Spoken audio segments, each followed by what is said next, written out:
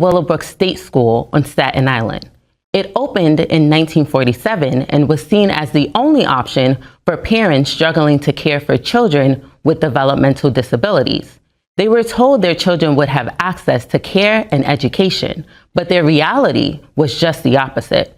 Many of the children were left alone in dark, dirty rooms without enough food to eat. There were reports of children covered in urine and feces, and hepatitis was common. In 1972, how is it living on the ward that you live? Disgrace. After a class action lawsuit, Willowbrook closed in 1987. Robert was placed at Willowbrook State School at just 6 years old in 1958. It was about 4 years after he died. I was in high school when the expose came out, which was extremely overwhelming and horrifying to me. I secretly watched the news. I secretly peeked at the newspaper. We never ever discussed it at home, and I was confused and angry and just couldn't comprehend why in the world my parents would have sent their son to this horrible place and have pretty much deserted him. I spent years being angry. It's just important for me that my brother not be forgotten. It meant something. He meant something to me. I know that he mattered deeply. As per the professionals at the time, Willowbrook was the only option.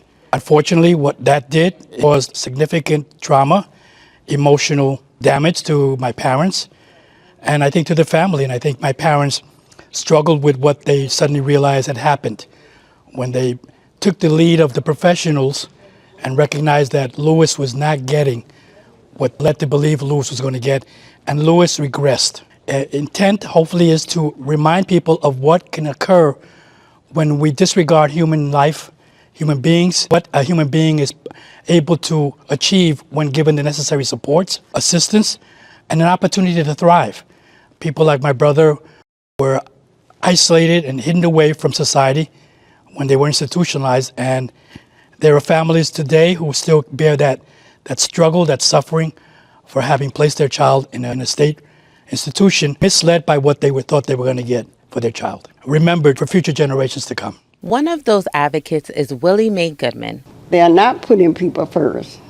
They putting paper first. People get to understand people who have a disability, who can't speak.